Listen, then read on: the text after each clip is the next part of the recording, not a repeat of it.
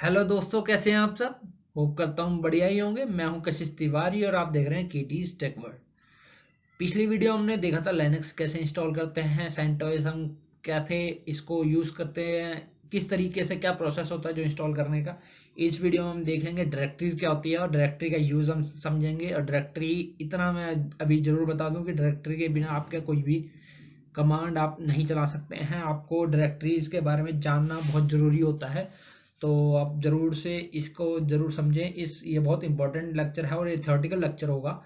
तो इसके लिए हमें स्क्रीन पे जाना पड़ेगा और चलते हैं स्क्रीन पे और कंटिन्यू करते हैं इस वीडियो को। तो आ गए हम कंप्यूटर स्क्रीन पे। तो सबसे पहले हम समझ लेते हैं डायरेक्टरी क्या होता है। डायरेक्टरी जो होती है बेसिकली फोल्डर, जो हम विंडोज़ में फोल्डर कहते हैं और ऐसे ही लाइनक्स में हम डायरेक्टरीज कहते हैं। फोल्डर ही होते हैं बेसिकली वो, लेकिन हम डायरेक्टरीज कहते हैं। लाइनक्स की जो लैंग्वेज में हम उसको डायरेक्टरीज कहते हैं। और डायरेक्टरीज के अंदर ऐसे जो होता है पूरा सिस्टम होता है पूरा जो है इसके अंदर, लेकिन पर्टिकुलर सिस्टम होता है, ट्री सिस्टम होता है।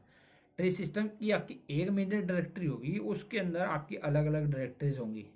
जैसे एक आपकी मेजर डायरेक्टरी, उसके अंदर जैसे चार पांच डायरेक्टरी, फिर उसके अंदर चार पांच डायरेक्टरी, उसके अंदर चार पांच डायरेक्टरी, ऐसे सिस्टम चलता है आपका। ये मतलब एक आपकी मेजर डायरेक्टरी होती है, लेकिन आपकी कोई भी डायरेक्टरी होगी वो उस डायरेक्टरी से जरूर शुरू होगी। ऐसा नहीं हो सकता कि जैसा आप विंडोज़ है, विंडोज़ के अंदर आप देख सकते हैं कि अलग अलग पार्टीशन होते हैं। आपका ये डायरेक्टरी आपने सी ड्राइव डी ड्राइव में डाल दी, डी ड्राइव के अंदर एक डायरेक्टरी है, उसके अंदर फिर एक और नीचे डायरेक्टरी, एक और नीचे डायरेक्टरी है। उन तीनों में से किसी में भी हो सकती है, पर इसमें ऐसा नहीं है। इसके अंदर आपका रूट डायरेक्टरी एक बेसिक डायरेक्टरी होगी और रूट के अंदर आपकी हर डायरेक्टरी वहीं से शुरू होगी। उसके अलावा आपकी कोई दूसरी डायरेक्टरी नहीं हो सकती जिसमें आपको वो चीज़ें शुरू हो। अगर आपको डेस्कटॉप पे भी कोई फोल्डर रखना है ना, तो वो भी बेसिकली रूट से ही शुरू होगी। रूट के अंदर अलग अलग आपकी चीज़ें लॉग इन होगी। आप जैसे डेस्कटॉप है तो आपकी जो रूट है, रूट के अंदर आपका होम फोल्डर है, होम के अंदर आपका यूज़र नेम का फोल्डर है, यूज़र नेम के अंदर आपका जो है फोल्डर है डेस्कटॉप का फोल्डर, तो उसके अंदर आपकी वो चीज़ होगी, होम स्क्रीन होगी। तो वो चीज़ आपको इसमें चीज़ सबसे मेजर चीज़ जो है वो पता होनी चाहिए कि आपकी जो है रूट डायरेक्टरी होगी। रूट का मतलब यानी कि जड़, जड़ से अगर आपकी जो शाखा फैल रही है, जिसको ट्री सिस्टम हम कहते हैं, तो ट्री सिस्टम होता है। तो सबसे पहले डायरेक्टरी होती है रूट डायरेक्टरी, जिसको स्लैश हम कहते हैं, स्लैश फॉरवर्ड स्लैश हम यूज़ करते हैं, उसको हम रूट के लिए यूज़ करते हैं, फॉरवर्ड स्लैश जो हम यूज़ करते हैं। और उसके बाद जो दूसरी डायरेक्टरी आपकी होगी वो होगी आपकी बाइनरी डायरेक्टरी, बाइनरी या बिन कह सकते हैं आप इसको, जिसमें बाइनरी और एग्जीक्यूटिव प्रोग्राम्स जो होते हैं वो आप यूज़ कर सकते हैं, इसका एक्सेस कर सकते हैं। और कैसे करते हैं वो भी हम देखेंगे अगली वीडियो में, जो हमारी कमांड लाइन के ऊपर होगी। बेसिक कमांड्स क्या होती हैं लाइनस को यूज़ करने के लिए, उस वीडियो में हम देखेंगे। तो आपको पता चलेगा कि ये चीज़ क्या होती है, कैसे यूज़ होती है। पर आपको बेसिकली ये समझना जरूरी है कि आप एग्जीक्यूटिबल प्रोग्राम इसमें से इससे एक्सेस कर सकते हैं। स्लैश बिन जो रूट के अंदर है डायरेक्टरी, रूट से बाहर नहीं है डायरेक्टरी, रूट के अंदर जो डायरेक्टरी आपको देखने को मिल सकती है, यानी मिलेगी, वो ये डायरेक्टरी होगी। उसके बाद ETC, ये भी आपकी रूट में ही होगी डायरेक्टरी। जैसे रूट पहली डायरेक्टरी, उसके अंदर एक डायरेक्टरी है, फिर एक डायरेक्टरी ETC जिसमें सिस्टम कन्फिग्रेशन फाइल्स होंगी। सिस्टम कन्फिग्रेशन फाइल्स जो सिस्टम की अपनी फाइल्स होते हैं, जिनका कन्फिग्रेशन आप चेंज कर सकते हैं। अपनी फाइल्स यानी कि जो सिस्टम, जो ऑपरेटिंग सिस्टम है उसके अंदर जो सर्विसेज है उसकी जो फाइल्स होती है, जिसका आप कन्फिग्रेशन आपके हाथ में है, जो चेंज कर सकते हैं आप, वो यहाँ पे होगी आपकी। होम डायरेक्टरी होगी जिसके अंदर आपके यूजर्स वगैरह होते हैं, और भी बहुत सारी चीज़ें होती हैं। यूज़र होते हैं मेजरली। यूज़र की जो लोकेशन होती है वो होम डायरेक्टरी होती है। आप यूज़र इसमें चेंज कर सकते हैं, यूज़र वगैरह चेक कर सकते हैं कौन कौन से यूज़र में कहाँ फोल्डर है। आप फिजिकली भी जा सकते हैं और ऐसे भी आप एंटर कर सकते हैं, जैसे आप कमांड लाइन में का यूज़ करके आप चेंज करते हैं। वो हम एज आई सेड अगली वीडियो में हम देखेंगे। और OPT आपका फोल्डर होता है जो थर्ड पार्टी सॉफ्टवेयर के लिए होता है। जो third party software, for example Chrome हो गया है, गूगल अर्थ हो गया है, और बहुत सारी चीज़ें जो आपकी ऐसी जो आपकी लाइनक्स में इंस्टॉल नहीं आती है, वो सारी चीज़ें इसमें आपको मिलेगी। OPT फोल्डर जो है आपका इसके अंदर आपका है टेम्प फोल्डर, जहाँ पे टेम्परेरी फाइल्स आती हैं। इसमें बहुत सारा इसको एक्सप्लेन करने की जरूरत नहीं है। इसमें टेम्परेरी फाइल्स जो होते हैं आके सेव होती हैं, और आप खुद भी आप इसके अंदर जो भी है ऐसी फाइल सेव करना चाहते हैं, कोई जैसे मान लो उस टाइम काम कर रहे हैं आप टेम्प में सेव कर लो, और जैसे ही आपका रिबूट होगा वो टेम्प फाइल उड़ जाएगी, अपने आप उड़ जाएगी, आपको उड़ाने की जरूरत नहीं होगी। तो आप ऐसी कोई फोल्डर या फाइल्स होती है वो आप यहाँ पे सेव कर सकते हैं, जो यहाँ पे रिबूट होती है इसको क्लियर कर देगी। यूज़र रिलेटेड, जो यूज़र के रिलेटेड कोई भी आपकी एप्लीकेशन या बाइनरी वगैरह होती है वो इसके अंदर होता है, वो यूज़र रिलेटेड प्रोग्राम्स उसमें आपको मिलता है जो यूज़र में होते हैं। जैसे लॉगिन, जिनमें लॉगिन प्रोसेस वगैरह होता है वो सब इसके अंदर आपको डिटेल्स वगैरह मिल सकती है। और क्या होती है वो आगे जो डायरेक्टरी हम समझेंगे जब कमांड लाइन में चलेंगे। वेरिएबल, जिसमें डेटा लॉग होते हैं। डेटा लॉग का मतलब होता है, अगर आपको नहीं पता तो डेटा लॉग्स होते हैं, एक पर्टिकुलर फाइल्स बनती हैं जो आपकी जो रिपोर्ट्स वगैरह सब उसमें सेव्स होती है। जैसे आप कुछ भी अगर गलत हुआ उसमें, या कुछ भी रिस्टार्ट हुआ, या सिस्टम के बारे में भी, और पर्टिकुलर एप्लीकेशन के बारे में भी वो लॉग्स वेरिएबल में सेव होते हैं।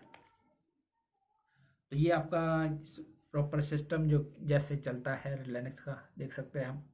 रूट पहला फोल्डर है या डायरेक्टरी है, उसके बाद सारी जो है डायरेक्टरी उसके नीचे है। ठीक है, आपकी सारी डायरेक्टरी ऐसे एक लाइन से पूरी जा रही है। एक एक पर्टिकुलर जो रूट एक ही है, उसके बाद अलग अलग डायरेक्टरीज है। सेम ऐसा ही, जैसे मान लो पहली डायरेक्टरी ट्री ये हो गया, पहला ट्री ये हो गया, ठीक है, पहला स्टार्टिंग ही हो गई। जब आगे बढ़ा तो होम के अंदर जेसन और पैट आ गया, और नीचे वेयर में लॉग आ गया। ये डायरेक्टरी हैं जो आपके, जैसे जेसन पैट जो है यूज़र है, ऑफ कोर्स जो जेसन है पैट यूज़र होंगे, और नीचे जो है वेरिएबल लॉग, जो मैंने आपको बताया कि लॉग सेव होता है, वेरिएबल जो वेयर फोल्डर होता है। अब देख सकते हैं इसके अंदर ऐसे ही आगे आपका डॉक्यूमेंट डाउनलोड म्यूजिक हो गया, और इसमें बिन और लाइव आ गया, और मतलब अलग अलग आपको दिख रहा है ना इसके अंदर की चीज़ें। आपके अंदर ट्री एक के बाद एक, इसमें ऐसा जरूरी नहीं है कि जेसन और पैट है तो तीसरा फोल्डर नहीं हो सकता। अगर तीसरा यूजर होगा तो तीसरा फोल्डर भी होगा, तो ऐसे ही होगा। पर आपकी सबकी जो बेसिक जो डायरेक्टरी होगी वो रूट ही होगी, जो पहली डायरेक्टरी होगी। उसके बाद आपका बढ़ता चला जाएगा, बढ़ता चला जाएगा। 2 होंगे 2, 3 होंगे तो 3, 4 होंगे तो 4, 50 होंगे तो 50, 50 भी होंगे तो 50। लेकिन पहली डायरेक्टरी एक ही होगी। ऐसा नहीं है कि आप 10 डायरेक्टरी के अंदर एक एक डायरेक्टरी होगी, नहीं, पहली डायरेक्टरी रूट ही होगी किसी भी फोल्डर की, किसी भी डायरेक्टरी की। तो इसके अंदर और भी कुछ डायरेक्टरीज होती हैं, जैसा कि बूट डायरेक्टरी होती है, जो आप बूट करते हैं सिस्टम, जो आप सिस्टम बेसिकली प्रोसेस स्टार्ट करते हैं किसी भी ऑपरेटिंग सिस्टम का, वो अब स्लैश बूट जो है ऑपरेटिंग सिस्टम चाहिए होता है। स्लैश बूट जो आपकी डायरेक्टरी, उसके बिना आपका जो है प्रोसेस स्टार्ट नहीं हो सकता लाइनक्स ऑपरेटिंग सिस्टम का। और स्लैश सी डी रोम है, जहाँ पे आप सी डी रोम माउंट कर सकते हैं। वो कैसे माउंट करते हैं वो चीज़ें हम आप बाद में समझेंगे। पर यह है कि सी डी रोम जो डायरेक्टरी है particular C D ROM mount करने के लिए ही है वो डायरेक्टरी, जहाँ पे आप सी डी रोम माउंट कर सकते हैं। कोई भी सी डी रोम आपके अगर सिस्टम में लगा है, या आप एक्सटर्नल लगाएंगे, जैसे स्लैश डेव है, वो आपकी डिवाइस मैनेज करने के लिए होता है। जो जैसे डिवाइस मैनेजर होता है, ऐसी इसमें स्लैश डेव जो डायरेक्टरी होती है वो होती है। ईटीसी कॉन्फ़िगरेशन फाइल्स, अगेन मैं बता चुका हूँ आपको, कॉन्फ़िगरेशन फाइल जो सिस्टम कॉन्फ़िगरेशन फाइल्स होती हैं वो आपकी यहाँ इससे मैनेज होती हैं। और कोई भी आपको कॉन्फ़िगरेशन चेंज करनी है किसी भी सिस्टम फाइल की, तो आप यहाँ से कर सकते हैं। एक्सपोर्ट शेयर्ड फाइल सिस्टम के लिए होती है, एक्सपोर्ट डायरेक्टरी जो होती है। और शेयर्ड फाइल सिस्टम यानी कि अब जैसे आप शेयर करते हैं कुछ भी डेटा जो पूरे नेटवर्क में शेयर्ड है, तो शेयर फाइल सिस्टम के लिए एक्सपोर्ट यूज होता है। स्लैश एक्सपोर्ट जो डायरेक्टरी होती है वहाँ जाके वो सेव होती है डायरेक्टरी पर्टिकुलर। आप किसी भी डायरेक्टरी को सेव करेंगे और शेयर करेंगे तो वो स्लैश एक्सपोर्ट में होती है जाकर सेव। और स्लैश होम डायरेक्टरी जहाँ पे आप यूज़र होते हैं, ऑफकोर्स। स्लैश लिब डायरेक्टरी जो लाइब्रेरी जो होती है, जैसे आपके प्रोग्राम फाइल्स होते हैं विंडोज़ में, वैसी इसमें स्लैश लिब होती है, जो आप बेसिकली उनकी जो फाइल जो एप्लीकेशंस के फाइल्स होते हैं वो वहाँ जाके सेव होती है। ऐसी 64 बिट में भी होती है वो, और सेम प्रोग्राम फाइल्स भी 64 बिट में होती हैं। और लॉस्ट एंड फाउंड एक डायरेक्टरी होती है, जिसमें आप जो डेटा है, जो जो फाइल्स है, फाइल सिस्टम है, रिकवर जो है वो करने के लिए यूज़ होती हैं, जो सिस्टम चेक करने के लिए, रिकवरी के लिए। वहाँ जो फाइल जो क्रिएट होती है, तो उसमें वो जो फाइल सिस्टम होता है वो क्रिएट होता है लॉस्ट एंड फाउंड में। मीडिया के अंदर भी आप जो एक्सटर्नल सी डी रोम है, या हार्ड ड्राइव है, या एक्सटर्नल, या पेन ड्राइव है, आप वो वहाँ माउंट कर सकते हैं जो स्लैश मीडिया है। ऐसे ही आपका स्लैश MNT है, स्लैश MNT भी एक्सटर्नल फाइल सिस्टम कोई भी हो, जैसे एक्सटर्नल हार्ड ड्राइव वगैरह, उसके लिए यूज़ होता है। स्लैश OPT में आपको बता चुका हूँ कि थर्ड पार्टी सॉफ्टवेयर के लिए यूज़ होता है। स्लैश प्रोक आपका जो है रनिंग प्रोसेस, जो आपका प्रोसेस रन हो रहा है उसकी जो इन्फो देने के लिए आपको जो ये है यहाँ पे इन्फो सेव होती है स्लैश प्रोक। स्लैश रूट आपको बता चुका हूँ, जो होम डायरेक्टरी होती है रूट अकाउंट की, यानी कि रूट अकाउंट है उसकी जो सबसे पहली जो बेसिक डायरेक्टरी होती है रूट अकाउंट की, वो रूट होती है, स्लैश रूट होती है, जिसको स्लैश भी हम कहते हैं। खाली स्लैश भी हम उसको ऐसा स्लैश लिखते हैं, स्लैश का मतलब रूट डायरेक्टरी, स्लैश भी फॉरवर्ड स्लैश जो आगे की तरफ हो। और एस बिन यो सिस्टम बाइनरी, सिस्टम एडमिनिस्ट्रेशन जो बाइनरी होती है उनके लिए यूज होता है एस बिन। और डिस्प्ले करना ऐसी लाइनक्स, जैसे लाइनक्स के जो इंफॉर्मेशन डिस्प्ले करने के लिए हम यूज करते हैं ऐसी लाइनक्स, स्लैश ऐसी लाइनक्स डायरेक्टरी जो होती है उसमें सेव होता है। SRV होती है जो डेटा कंटेन करती हैं, जो सिस्टम खुद सर्व करता है, ऑपरेटिंग सिस्टम भी जो कुछ इंफॉर्मेशन होती है वो SRV में सेव होती हैं। जैसे कि आप देख सकते हैं अगली लाइन है, उसके अंदर वेब सर्वर फाइल, जैसे कि कोई भी आप अपाचे सर्वर क्रिएट करते हैं और उसमें कोई भी आप एक बेसिक सा होम पेज आप रखते हैं उसमें, तो वो आपको SRV और www में मिलेगा। ऐसा जरूरी नहीं है हर एक के साथ, हर ऑपरेटिंग सिस्टम ऐसा जरूरी नहीं है, कुछ चेंज हो सकता है, पर मेजरली होता है। आपको ऐसा भी हो सकता है, पर आपको खुद पता लगाना है कि कौन सी डायरेक्टरी में क्या काम है। तो वो कैसे पता लगाते हैं वो भी आपको आगे डिस्कस होगा आगे। लेकिन स्लैश FTP जो फाइल आती हैं, फाइल ट्रांसफर प्रोटोकॉल, जो आपकी फाइल शेयरिंग के लिए जो प्रोटोकॉल यूज़ होती है, आप इसमें मिल जाती है आपकी। और स्लैश सिस जो है सिस्टम के लिए, सिस का मतलब ये हो गया सिस्टम, जो डिवाइस जो बेसिक कोर कर्नल जो हो गया, कर्नल लाइनक्स कर्नल जो कोर होता है ऑपरेटिंग सिस्टम का, उसको डिस्प्ले करने के लिए यूज होती है, या समटाइम कॉन्फ़िगर करने के लिए यूज होती है। जो कुछ चीज़ें होती हैं जो हम कॉन्फ़िगर उसमें कर सकते हैं।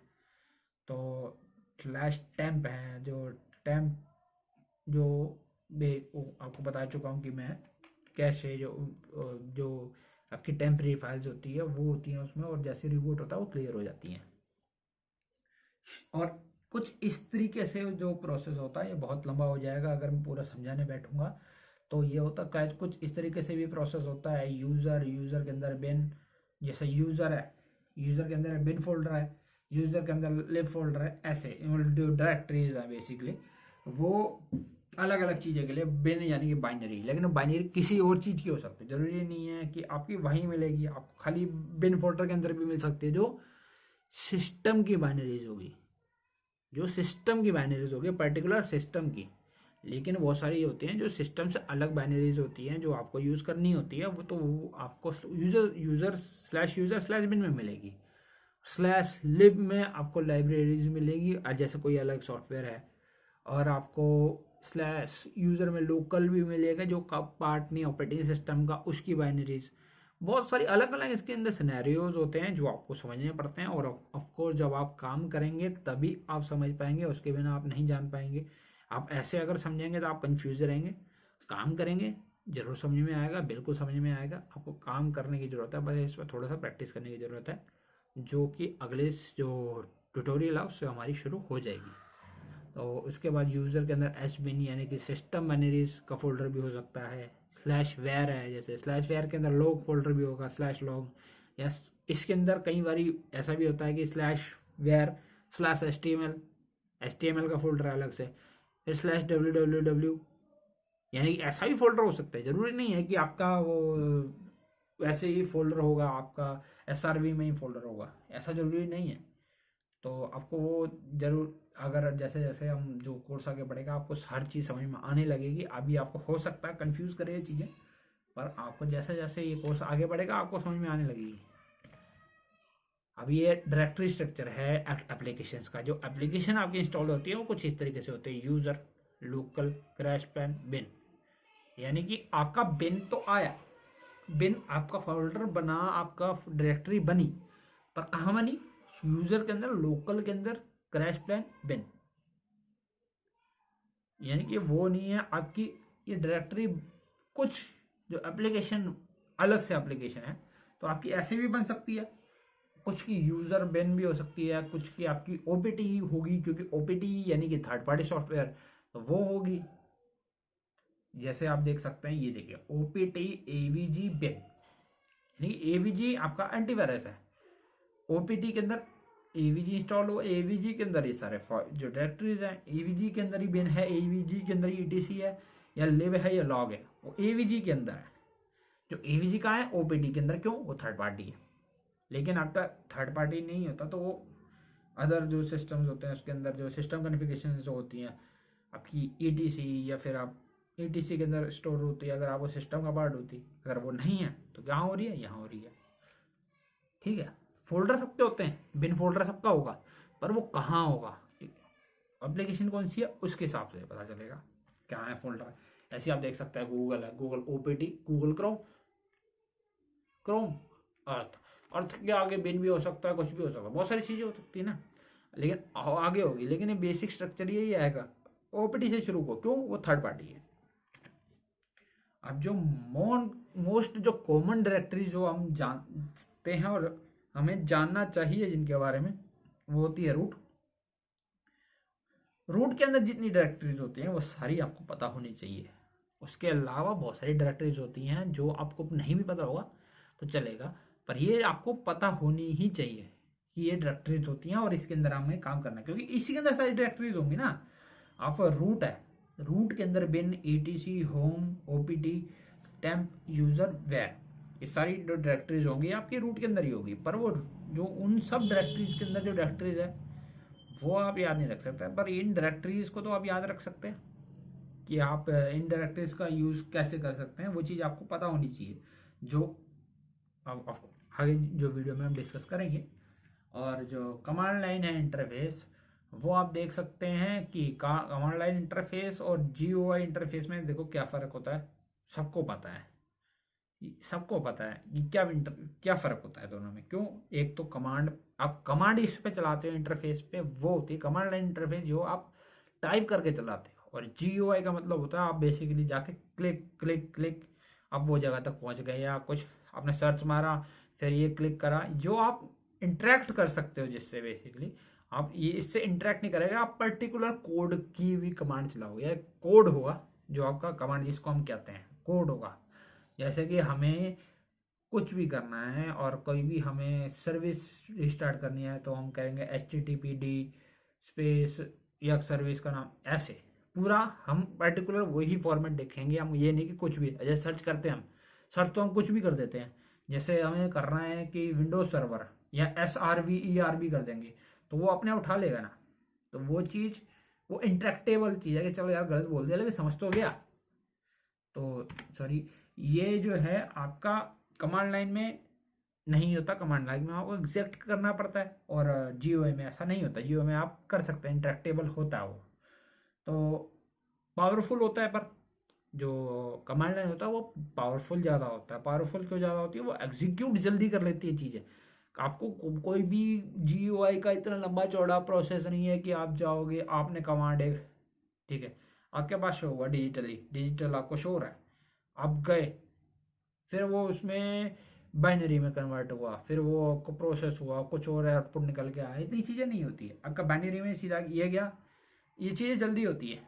तो आपको बीच में लेयर बहुत सारी नहीं आती है ना, आपको सीधा कमांड में जाना है, ये दिया, एग्जीक्यूट किया, खटाक उसने उसी पे हिट करा, उससे तुरंत वो बाइनरी जो है प्रोसेस ब्लेजिंग फास्ट होता है। लेकिन आपका जो जीयूआई में वो ज़्यादा टाइम लगता है, थोड़ा सा ज़्यादा कंपेयर टू कमांड लाइन। तो कमांड लाइन में बहुत सारी चीज़ें हैं जो आप कर सकते हैं और जल्दी कर सकते हैं, जल्दी एक्सेस करते हैं, इसलिए आपका कमांड लाइन ज़्यादा यूज़ होता है सर्वर्स में इंस्टेड ऑफ जीओवाई।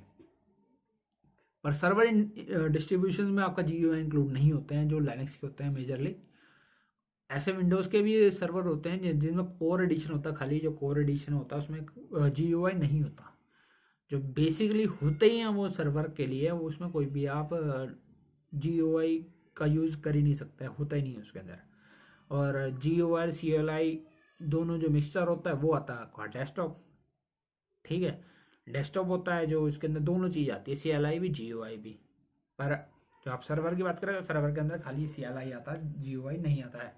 सर्वर आते हैं ऐसे आप कर सकते हैं, पर जो मेजर कोर सर्वर होता है वो CLI पे ही होता है, CLI पे ही यूज कर सकते हो आप बेसिकली। आप उसको आप लिनक्स सर्वर को GUI पे मैनेज नहीं करते हैं, आप CLI पे ही मैनेज करते हैं उसको।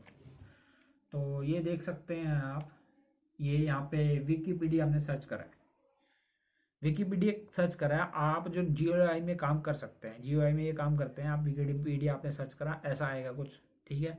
इसके अंदर आप चीज़ें और भी सर्च कर सकते हैं आराम से, आपको पता है ना कहाँ है, नीचे नीचे ये सर्च का ऑप्शन दिखा रहा है, नीचे आगे क्लिक करा आपने, सर्च करा, सब कुछ हो गया, कोई इशू नहीं है।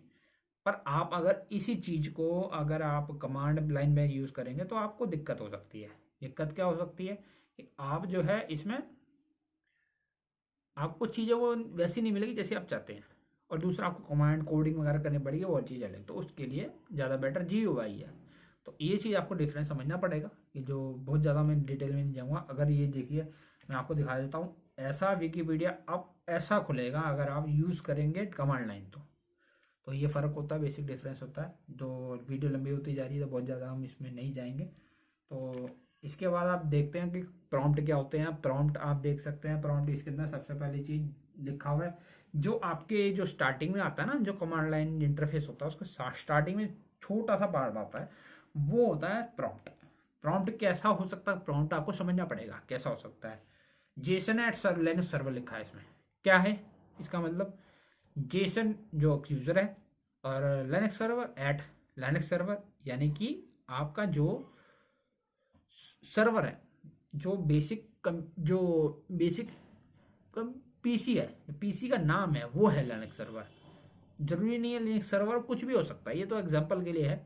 और आप अगर मेल, जैसे आप मेल आईडी यूज़ करते हैं तो मेल आईडी के अंदर क्या होता है, कशिश, जैसे मेरा है कोई भी कशिश A to Z कुछ भी लिख के @gmail.com या @outlook.com या @hotmail.com, ये हम यूज़ करते हैं ना। तो जो सर्वर है, सर्वर क्या है, जीमेल, आउटलुक, वो है ना। आप एट क्या है, कुछ भी नाम दे सकते हैं, आपने आपका चॉइस है, आप यूज़र को कुछ भी नाम दे सकते हैं, पर आपका जो पीछे नाम होगा ना वो वही आएगा। मतलब यूज़र आपने क्रिएट कर दिया वो अलग चीज़ है, पर आपका जो जीमेल है जीमेल ही रहेगा ना, जीमेल तो नहीं चेंज होगा। पर आपको एक, जैसे एक सर्वर है, एक के अंदर आप मल्टीपल यूज़र बना सकते हैं, पर आप सर्वर भी अलग अलग बना सकते हैं, पर एक सर्वर पे आप मल्टीपल यूज़र बना सकते हैं, तो वो यूज़र एक्सेस करेंगे अलग से, मतलब वो सर्वर वही होगा। तो वही चीज़ है, जेसन जो है उसका जो है नाम है यूज़र का, और लिनक्स सर्वर है उसका पीसी का नाम है। तो ये आप देख सकते हैं इसके अंदर रूट एट लिनक्स सर्वर, यानी कि जो हमारी, आप दोनों में फ़र्क देखिए, जेसन एट लिनक्स सर्वर, इसके अंदर आपका डॉलर लगा हुआ है, और नीचे रूट एट लिनक्स सर्वर, इसमें आपका हैश लगा हुआ है। क्यों लगा हुआ है हैश, क्या कारण है उसका, सबसे बड़ा कारण क्या है, ये चीज़ आपको आनी चाहिए, पता होना चाहिए। क्या पता होना चाहिए कि जो डॉलर लगा है, डॉलर का मतलब है कि ये जो है रूट अकाउंट नहीं है, रूट अकाउंट पर लॉगिन नहीं है। अगर आप रूट अकाउंट पे लॉगिन है तो आपका हैश आएगा एंड में, ना कि डॉलर। तो ये चीज़ आपको पता होनी चाहिए, जो आपको बता दिया, और ये चीज़ आपको हमेशा ध्यान में रखनी है। ये रूट डॉलर मतलब root is not a user account, is a user account, is not a root account, और अगर हैश है तो वो रूट अकाउंट है। और ये चीज़ आप देख सकते हैं कि आप जैसे आप इस तरीके से कुछ मल्टी लाइंस जो है वो भी आपके कमांड प्रॉम्प्ट हो सकता है, और इस तरीके से भी हो सकता है, जैसे आपका 37 आप देख सकते हैं लिनक्स सर्वर, ये तो है ही है। उसके अलावा Jason at Linux server slash temp, यानी कि टेम्प फोल्डर में आप, इसमें ये डिनोट हो रहा है। उसके अलावा आप नीचे है लिनक्स सर्वर, उसके अंदर होम फोल्डर में है, उसके बाद जेसन में है, और जेसन जो है यूज़र है और लिनक्स सर्वर है। और उसके बाद वो और भी आपको बता रहा है कि ये इसके अंदर ये टाइम है, और अलग अलग चीज़ है, जिस हिसाब से आप लॉगिन करते हैं उस हिसाब से आपका एक प्रॉम्प्ट आता है। आपको ज़रूरी नहीं है समझ में आए, पर आप पता कर सकते हैं किस फोल्डर में है और किस फोल्डर में नहीं है। ये चीज़ आपको, ये चीज़ उसमें जो है बहुत सारी चीज़ें पता लग जाती है, पर ज़रूरी नहीं है कि एवरी टाइम आपको पता हो। अब ये होता है टिल्ड, ये जो जेसन जो है फोल्डर, जेसन जैसे है, जेसन यूजर है, और ये टिल्ड, इसको साइन को टिल्ड कहते हैं, और टिल्ड जेसन लिखा है, तो इसका मतलब क्या है? इसका मतलब है होम जेसन, ठीक है। Tilde pat, home pat, tilde root यानी कि रूट, यानी कि उसके अंदर नहीं जा सकता ना। रूट की जो है सबसे जो लास्ट फाइल है कौन सी है? रूट ही है ना, रूट से आगे कोई फाइल नहीं है, तो रूट आएगा। पर FTP से एक फाइल ऊपर जो है, जैसे SRV और FTP, ये आएगा। टिल्ड है तो ऐसे डिनोट करेंगे, और सिर्फ शॉर्ट जो लैंग्वेज में कि ऐसे, और टिल्ड और FTP, यानी कि SRV FTP, इसमें खाली FTP नहीं है। अगर /FTP आ रहा है तो उसका मतलब होता है कि वो FTP फोल्डर है, ये वो नहीं दिखा रहा है कि इसके पीछे जो फोल्डर है। तो ये चीज़ें होती हैं, तो चीज़ें थोड़ी बहुत ये चीज़ें समझ में आनी चाहिए। और इसके अंदर आप मल्टी लाइन प्रॉम्प्ट, जैसे मैंने आपको बताया, तो ऐसा हो सकता है, मल्टी लाइन प्रॉम्प्ट भी हो सकते हैं इसके अंदर।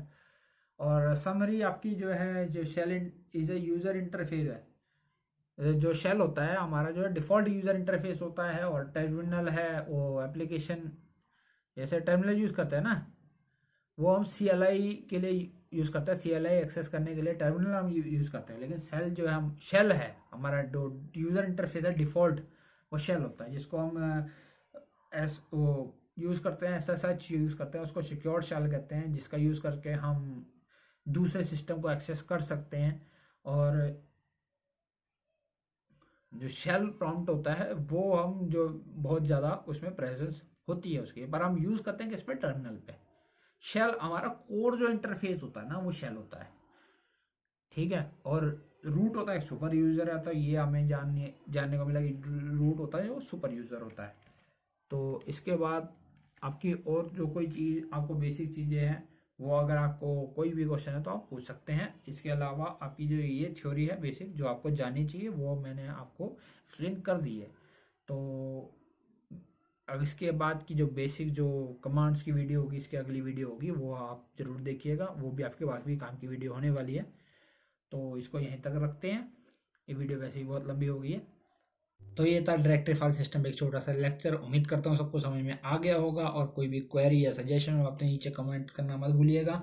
और आप मेरे को इंस्टाग्राम पे भी जाके DM कर सकते हैं, या अगर आपको अच्छा लगे तो आप फॉलो भी कर सकते हैं। और टेलीग्राम का लिंक है नीचे, उसके अंदर मैं आज सारे डॉक्यूमेंटेशन जो इस वीडियो के या किसी भी आने वाली वीडियो या जितनी आ चुकी वीडियो उसके डॉक्यूमेंटेशन है सारे मैं वहाँ पर डालता रहता हूँ। तो वहाँ पे आपके हर चीज़ के डॉक्यूमेंटेशन आपको मिल जाएगा, तो ज़रूर से जाके उसको भी चेक कीजिएगा, आपके काम का कुछ हो सकता है। और अगर इस वीडियो के यहाँ तक आपने देख लिया तो इस वीडियो को लाइक किए बिना बिल्कुल मत जाइएगा, शेयर कीजिएगा इस वीडियो को, सब्सक्राइब कीजिएगा मेरे चैनल को, नीचे बेल आइकन है उसको जरूर दबाइएगा, क्योंकि उसके बिना आपको नोटिफिकेशन नहीं आएगी, एज यू नो। तो प्लीज़ उसको दबाइएगा, और कमेंट कीजिएगा अगर कोई भी आपको क्वेरी हो या कोई भी आपको सजेशन आपको देना हो, तो feel free to do it, जरूर से कीजिएगा। और मिलते हैं आपसे अगली वीडियो में, तब तक के लिए बाय बाय, टेक केयर।